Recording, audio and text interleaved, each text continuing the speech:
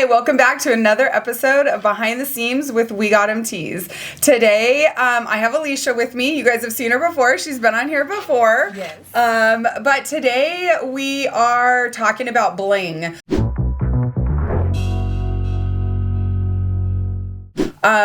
We do quite a bit of bling jackets, and Alicia is sort of our expert on hand on bling. So anytime we have questions or we're not sure about something, Alicia is the one that we go to help us answer those questions. So we're going to kind of dive into the world of blinging these jackets. We do get a lot of questions about them and stuff like that. So I'm hoping that doing this little podcast, we can answer some of those questions. But first, I want to know a little bit about your background. So, what do you think, or what was the first thing that you ever blinged?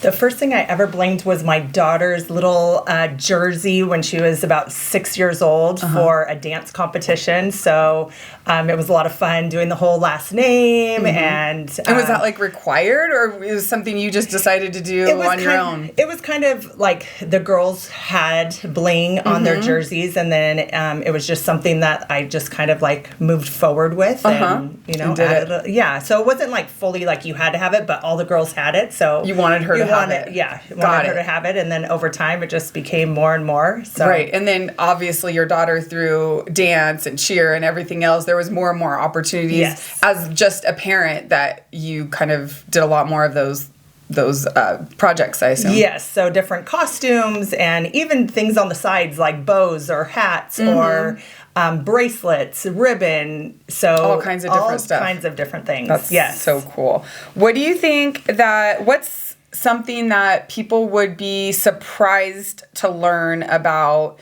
in regards to like blinging something? What do you think that's something most people don't know? The tediousness of it and like the detail of it when you have like the small lines that you're trying to really make sure that things pop, I guess. And it doesn't look sloppy. It doesn't look sloppy. It looks neat. It looks, again, like professionally done. You want it to look good, and obviously the customers want it to look good too. So I would say the detail and like the time that it takes. I think the biggest thing is that people don't understand the time that it takes to do the bling, you know what I mean? And obviously that's where some of the cost comes in too. It's just the time that it takes to do that kind of work, you know? Especially on some of these jackets, they're getting so much blinged on them. The time that it takes is extraordinary. Correct, yes, I would agree.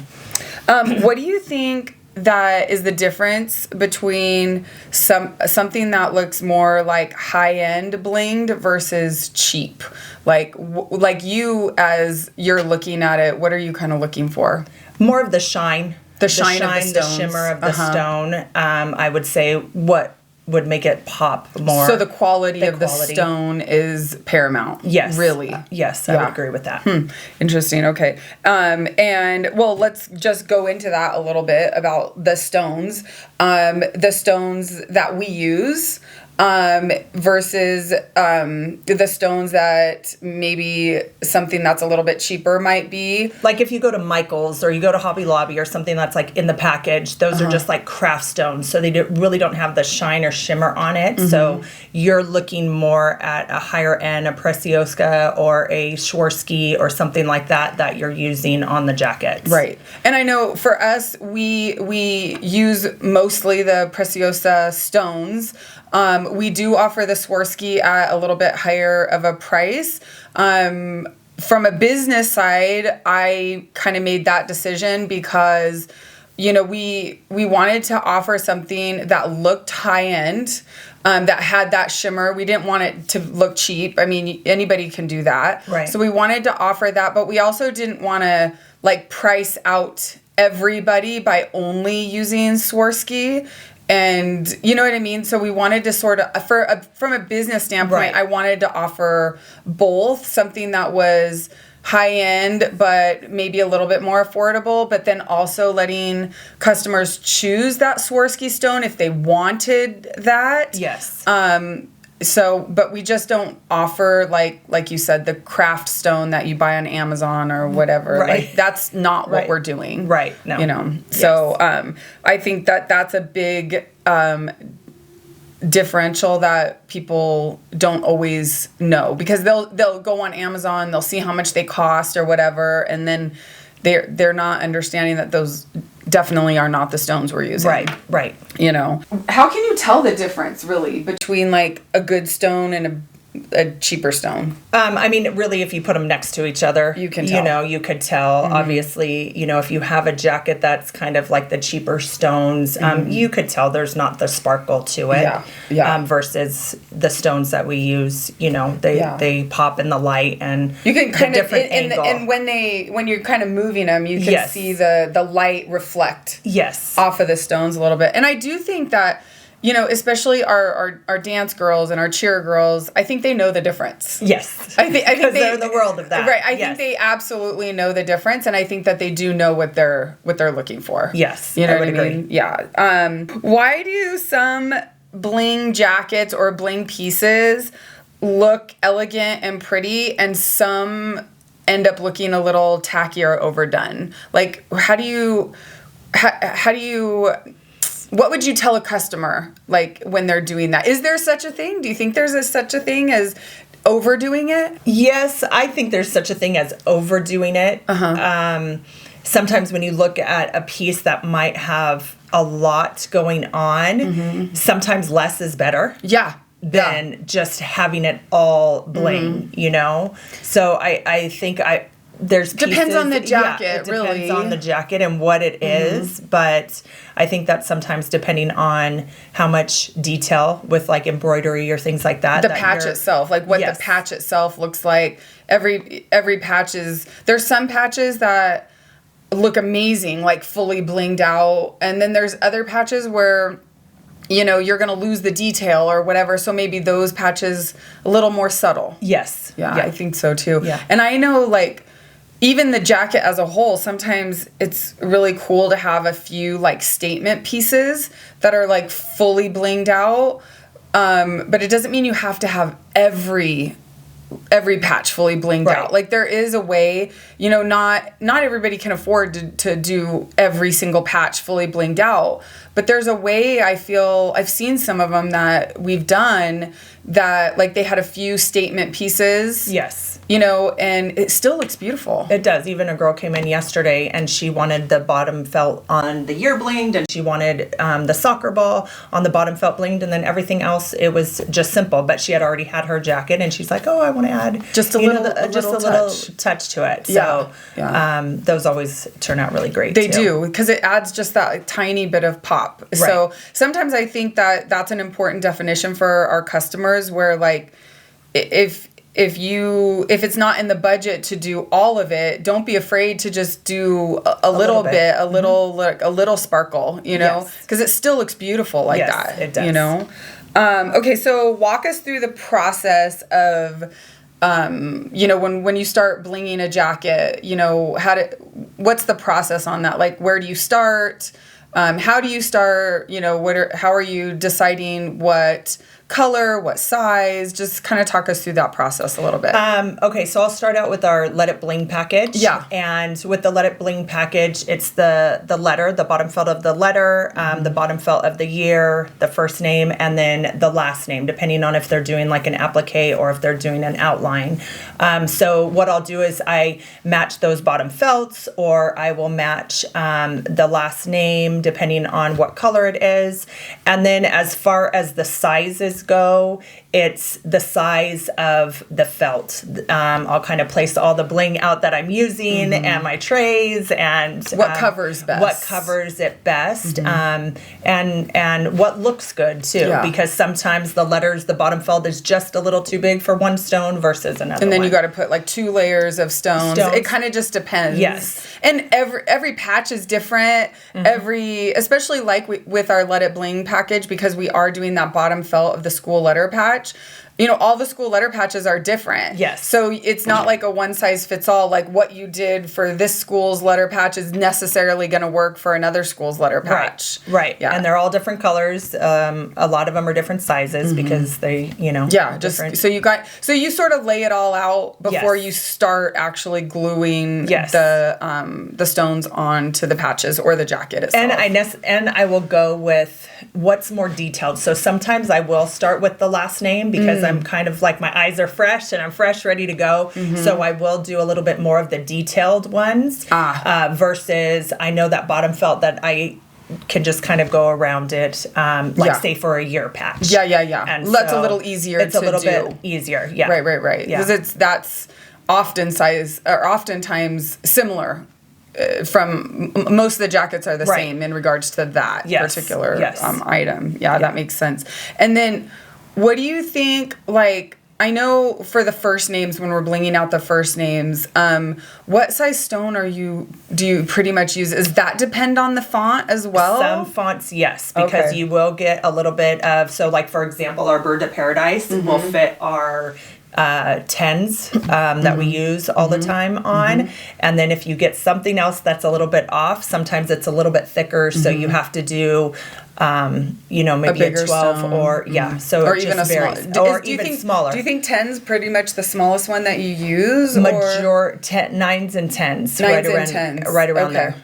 Gotcha. Yes, for the name. Gotcha. How long do you feel like, if you were doing a jacket that was a lot of bling, about how many hours do you think is actually being put into that? Oh, shoot. That's a good question. I mean, I'm doing one right now that's just got 2 patches on the side, a whole applique on the back. The last name is applique. There's embroidery. That one has been taking probably about a good week, and each day is about 3 hours or so. Yeah. So it's pretty time consuming. That one is because you're doing just small, detailed and lines and things like that. So that one takes quite a bit. I would say the Let It Bling one, where it's a little bit more, everything's kind of the same. Standard. I would say 2 days because you need to let one side dry before you're flipping it to the other. Right. So you're doing about 2 to 3 hours on one side and then the back. Or vice and that's versa. the other thing too, right? It's not like you don't just bling them and then they're done. Like there's the dry time. Right. Talk us through the dry time, like how that works. So when I do a last name, I pretty much leave it overnight. So I'll do the last name, I'll leave it, I'll come back to it the next day and finish the front. So that's kind of what is my system that I do, so that I know it's good to go. And I think the letting it dry, like the laying flat, letting it dry for that 24 hours is like paramount to the process. Right. Now, if it has a hood, and a lot of the times it does, I can lay that hood out, do the hood, and I can still work on the front. But sometimes if there's not the hood and I've got to flip it, then that's when it takes a little bit longer. Yeah, it's a whole extra day of dry time. Yes. You know what I mean? Yes. So that's kind of a big deal. What do you think is the hardest part of blinging either the jacket or patches? What's the hardest part? I wouldn't say necessarily the hardest part. There's a hardest part, but after a while, as you're looking at, the detailed of it and you're using the smaller stones, the eyes just you're okay, I got to walk away and then I'll come back and I'll look at it again. It's not I'll something go to you can another sit down and do 8 hours of a day. No. You just can't do that. No. Yeah, your eyes won't let you. Yeah. So that would be, I think, just when you're dealing with the smaller stones and the tediousness of it, that's when it gets a little bit more challenging. Right. That makes sense. Harder. That makes sense. What do you think is?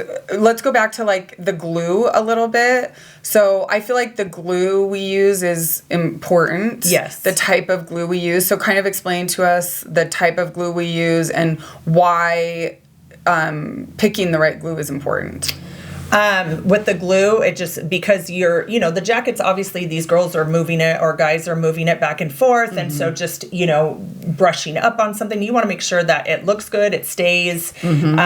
So just making sure that, that glue, that we're making sure you're putting enough on, but not too much. So it doesn't look sloppy, or you're not able to see the glue underneath. So that would be, Can you pick a bad glue, do you think?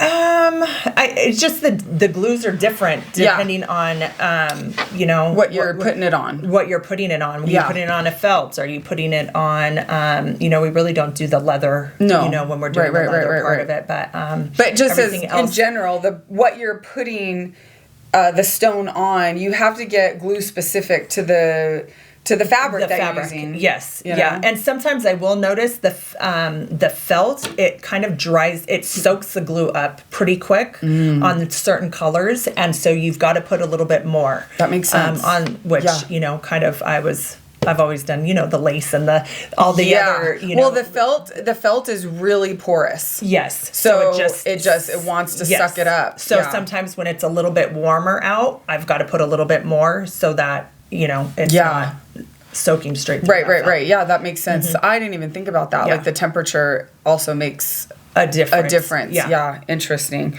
What do you think is the most complicated job that you've worked on, either here on our Letterman jackets or before? Like, what's the most complicated piece that you've done?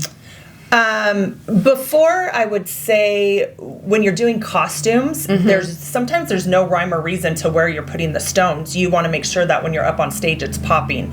So sometimes you start to add, and then you're like, okay, I need to add some more here. I need to add a different color here because it's not giving that shimmer that you want it to. Yeah. With the lights and pop. Stuff like that, right? I think with the Letterman jacket, it's a little bit different because the kids are coming in, okay, I want this one to be done, or I want it to be done this way, or they have a picture to go off. When you're doing costumes, you don't necessarily have a picture to go off of. Right. So or just something we've done before. Like, so the costumes, it's like they're one-offs almost. Right. And you're doing clusters of rhinestones, where here it's more straight lines and with the patches. And with the clusters, you're like, okay, what's going to look good on this? Right. And there's no lines to follow. You're just like freehanding it, and pretty much. Sometimes, I guess I will say, when you're doing some of the last names, when you've got to get into some of the little areas, right. Trying to figure out, am I using this size or that size? Does this look good? So there's not that creative side of me kind of has, Yes. You got to figure that out. Right. That makes sense. What do you think is the biggest mistake that beginners make when they're trying to do rhinestone work, either on their jacket or on a different piece? On your jacket, it's like, if you mess up, what do you can't really go back. Right. You can. And if you take them off, you still see the residue of it. Yes. Yeah. So it's, you've got to just be very careful if you need to know what you're doing with it. Yeah. And the stones, like, you can't just go get stones wherever. There's a certain kind of stone again that you have to use. So right. Just trying to kind of, if you haven't done it before, it can be... Especially on a piece that's like, like for us, with the Letterman jackets, right. Like, this is a keepsake piece. You've already spent a lot of money on it, even before the stones. So to try to go, do the rhinestones on it yourself, you really need to know what you're doing. Like, if you haven't done it before... Don't try. No. I would not recommend that you try to do it. No, because you can't replace it. You can't fix it, and the cost of fixing it or sending it back to us, and it's just you'd spend more money. Or the colors don't match, right? Or, you start to get into some things like that. Yeah, because we spend a lot of time trying to figure out what colors match each felt color or thread color. Right. That's we're constantly looking at colors to make sure that we pick the right stone color. Yes. Because you want it to match, Right. Yeah, you want it to, yes. Okay, this is a big question. I actually had this question come up today on Instagram. Oh. Will the rhinestones fall off? How do we prevent it? What do we do if they fall off? What are so the question I had today was, wow, that looks really pretty and great, but those stones are just going to fall off.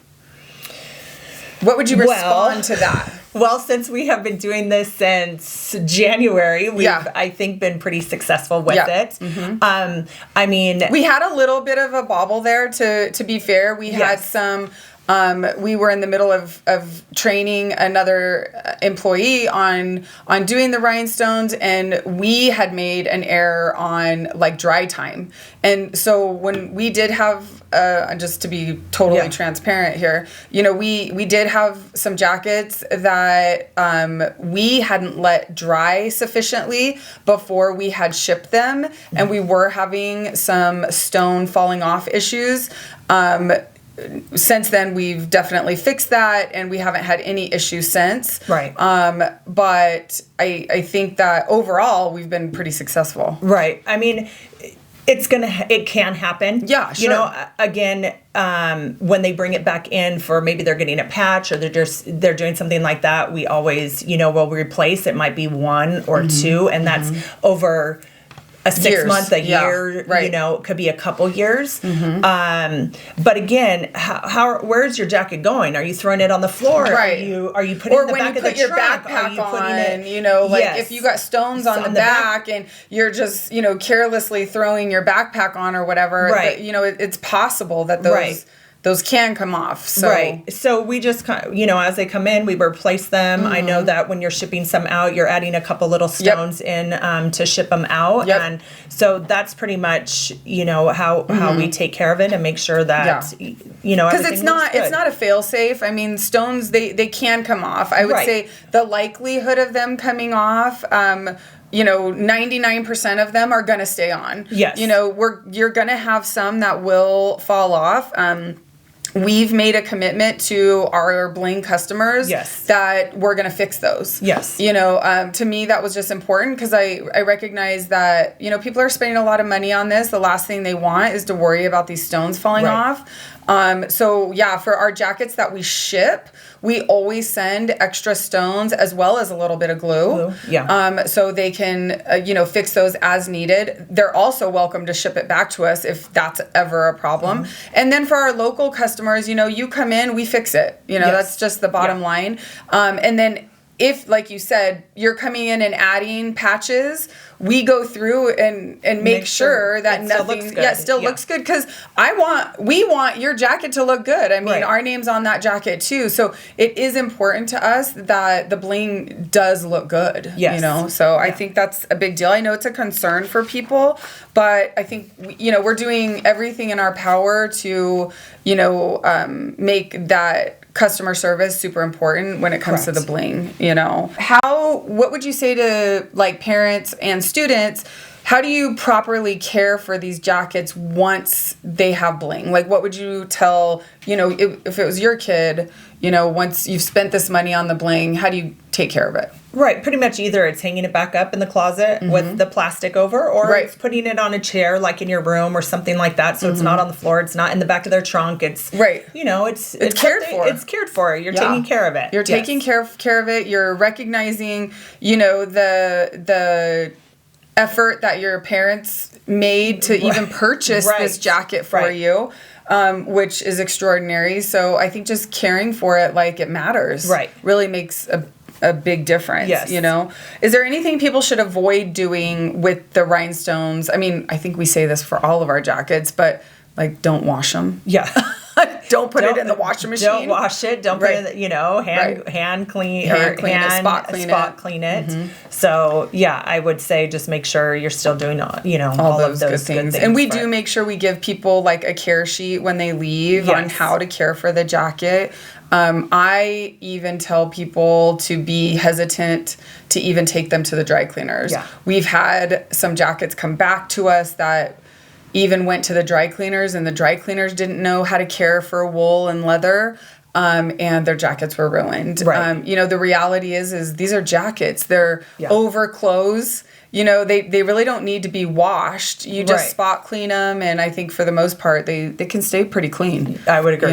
Yes. And at the same time too, like I love seeing a well-worn jacket. Yeah. Like Right. you know what I mean? When your Yes. kid's done with high school and you look at that jacket and it looks worn, Yes, that's a I would agree. agree. Thing. You Yeah. don't want the jacket to look like it's been hanging in a closet. Yep. That means they didn't wear it. Right. So Right. seeing a well-worn jacket at the end of their high school career, I think that's a win. Yes. Yes, I would that's agree. I would agree. For sure a win. What is the difference between like mass-produced bling things that you might see like on t-shirts and stuff like that versus what we're doing? When you see it like on t-shirts, I would say again, there's certain bling that it just doesn't sparkle. At the end of the day, Yeah. the mass production ones, the sparkle is different, the stone is different. It might be like a press on kind of Situation, iron yeah. on kind of It's situation. definitely not hand done. It's definitely not hand done. Yeah. And the stones aren't normally the high quality. Yes. No, they're not. And really, like, nor should they be, really. If you're popping a t-shirt in the washing machine, you really can't use a Right. high-end stone anyways. No. That's the reason I think that, the jackets and the stones, it sort of is a really good matchup because it isn't something that is washed all the time. Right. So these high-end stones, it works well with these jackets just Yes. because of it's a good match. Yes, I would agree with that. What rhinestone project that you've done in the past are you the most proud of? I would say, so my daughter did ballet as well, on point. And so her last competition she did, it just took a lot of time doing, and it just was, special time. And I just feel like it just looked beautiful up on stage. So good. We gotta get a picture of that. I'll have to send it to you. We gotta have a picture of that. I'll send it to pretty. you. So, just being able to have her input on how she wanted it to look and what colors she wanted to use. And then, we went down to LA and got the bling, all the stones. Yeah. And it was such an important moment for her. So it was Yes. kind of a twofold situation, I'm sure. Yeah. So just doing that. But, with the bling, I kind of, it's one of those relaxation things to me, which is kind of funny. Kind of like, I think you're zone out. Yeah, you're so focused on it. Yeah. So I kind of I put the music on and I just kind of sit there and we'll start to do it. Kind of like the therapy for me, I guess, from going. Yeah. To being able to just kind of sit there and use my creative side. Yeah. And so, I enjoy doing it. Right. Well, thank you so much for talking us through all of this bling stuff. I get these questions all the time, so I'm so glad we've had a chance to really sit down and dive into these questions. Thank you, Alicia, for coming and helping us through this endeavor of our bling over here at WeGotEm Varsity Jackets.